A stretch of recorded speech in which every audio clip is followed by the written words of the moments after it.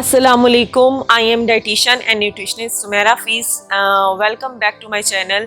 Today I will discuss about the most common issue that is about everywhere in every house, in adults, kids. ठीक है, that is the most common issue is constipation. ठीक है, तो constipation जो है वो बहुत ही कब्ज़ जिसको हम कहते हैं बहुत ही कॉमन इशू है। ठीक है ना, हर कोई इसको फेस करता है, तकरीबन हर घर में पाया जाता है, बड़ों में, छोटों में, बूढ़ों में।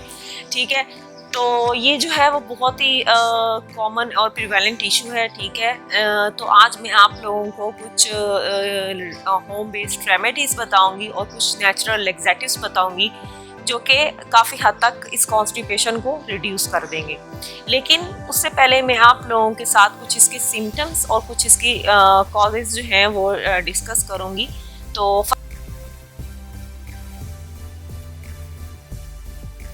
First of all we discuss about the symptoms of constipation.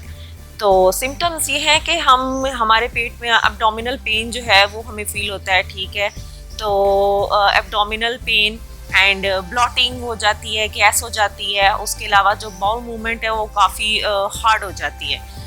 तो ये कुछ कॉमन सिम्टम्स हैं कॉन्स्टिपेशन के। अगर हम इसकी कॉजेज़ की बात करें तो कॉजेज़ ये है कि कोई भी हो सकती है, जो है मेडिकेशन हो सकती है, कोई मल्टीविटामिन्स के यूज़ की वजह से जो है वो कॉन्स्टिपेशन हो सकती है, कोई ड्रग यूज़ हो सकता है, कोई एंटीबायोटिक्स ये वो।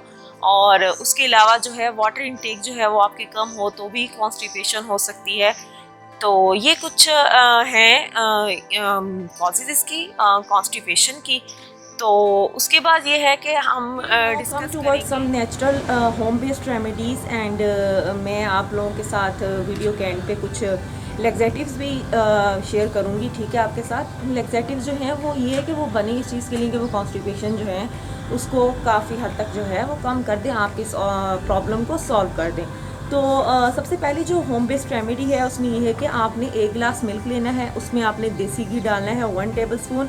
ठीक है, आपने इसको कंज्यूम कर लेना है और वो काफ़ी हद तक आपकी कॉन्स्टिपेशन का जो इशू है उसको रिसॉल्व कर देगा।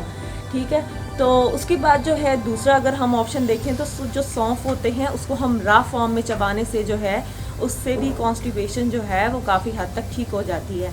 उसके बाद ये है कि अगर हम यूज़ करें हस्क को वाटर में या फिर उसको यूज़ करें मिल्क में, उसको भिगो के हम उसको कंज्यूम करें तो भी जो है वो कॉन्स्टिपेशन काफ़ी हद तक जो है वो कम हो जाती है। ये तो थी कुछ होम बेस्ड रेमेडीज़। तो अगर हम फूड इनटेक की बात करें कि जो हम फूड कंज्यूम करते हैं उसके बारे में अगर देखा जाए तो हमें क्या करना चाहिए कि हमें हाई फाइबर फूड जो है वो लेनी चाहिए, जिसमें क्या आ जाते हैं हमारे फ्रूट्स ऑप्शन आ जाते हैं, हमारी वेजीज आ जाती हैं। ठीक है, ग्रेन्स आ जाते हैं जिसके अंदर जो है वो फाइबर ज़्यादा हो। क्यों? क्योंकि वो हमारे स्टूल को जो है वो थोड़ा सॉफ्ट कर दे और इजी हो स्टूल पास करने में, और ये कॉन्स्टिपेशन का इशू जो है वो फेस ही ना करना पड़े। उसके अलावा ये है कि water intake, yes water intake जो है वो बहुत ही अच्छा ऑप्शन है। ठीक है, तो ये जो है इसको यूटिलाइज़ करना चाहिए। वाटर इनटेक हमारी अच्छी होनी चाहिए, हमारा तो इशू ये होगा ही नहीं। ठीक है, तो उसके बाद जो है वाटर इनटेक के बाद ये है कि exercise, yes exercise is the good option. मतलब ये है कि वो हेल्प करता है स्टूल को जो है वो पास होने में, एक्सरसाइज जो है वो करती रहनी चाहिए। ठीक है, ये भी बहुत अच्छी बात है। और अक्सर ही होता है कि हम बच्चों को भी एक्सरसाइज करवा रहे होते हैं जब उनके पेट में गैस हो जाती है, तो उनको ये स्टूल पास नहीं हो रहा होता तो हम एक्सरसाइज करवाते हैं उसके पेट की।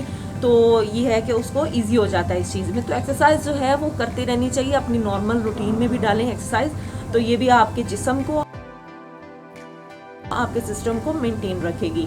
ये तो थी कुछ टिप्स आपको फूड के बारे में। अब मैं अगर आपसे डिस्कस करूं कुछ natural laxatives, yes these are the very important natural laxative, आप इनके ऊपर ज़रूर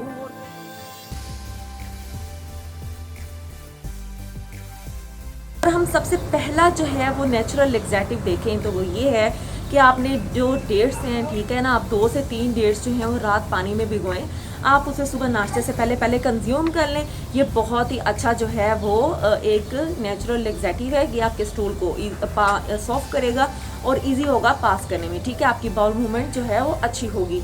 तो उसके बाद जो है अगर हम दूसरे लैक्सेटिव के बात करें, ठीक है, वो ये है कि अगर हम टी जो है उसको हम कंज्यूम करें। देखें, वैसे तो मैं बिल्कुल भी रिकमेंड नहीं करती कि आपको टी जो है वो बच्चों को या बड़ों को बहुत ज़्यादा कंज्यूम करनी चाहिए, क्योंकि उसमें बहुत हद तक जो है वो कैफ़ीन होता है। लेकिन अगर ये इशू हो रहा होता है तो आप थोड़ी बहुत बच्चे को भी कंज्यूम करवा सकते हैं और बड़ा भी कंज्यूम कर सकता है। क्यों? क्योंकि उसके अंदर कैफ़ीन होती है जो कि आपको अर्ज करती है टू गो टू वॉशरूम।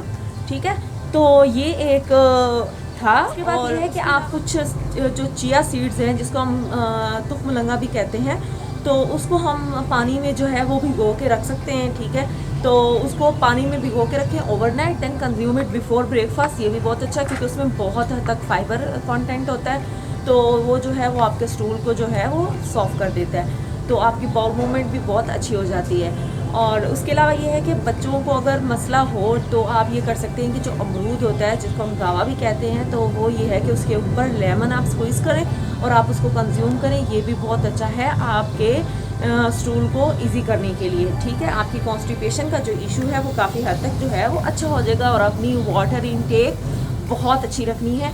ठीक है, तो ये है कि उससे काफ़ी हद तक जो है वो आपका इशू जो है वो सॉल्व हो जाता है। कॉन्स्टिपेशन में बस यही होता है कि आपने जो डाइट है वो आपने वो लेनी है जिसमें फ़ाइबर ज़्यादा हो, जैसे कि मैं आप लोगों को बता चुकी हूँ, fruits and veggies and grains. तो ये आपने इसके ऊपर फोकस करना है। आप ब्राउन राइस कंज्यूम कर सकते हैं, not white boiled rice, only brown rice. तो ये सारी चीज़ें जो हैं वो कंज्यूम करते हुए आप जो हैं वो अपनी कॉन्स्टिपेशन का इशू काफ़ी हद तक सॉल्व कर सकती हैं। तो ये तो था छोटा सा टॉपिक कॉन्स्टिपेशन का, कब्ज़ का। तो ये जो है वो काफ़ी हद तक मेरे ख्याल से आप लोगों को समझ आ गया होगा कि हमने किस तरह इसको सॉल्व करना है। तो नेक्स्ट जो है वो मैं आप लोगों के लिए एक और भी टॉपिक लेकर आऊँगी। तब तक के लिए अल्लाह हाफिज़, स्टे ब्लेस्ड, स्टे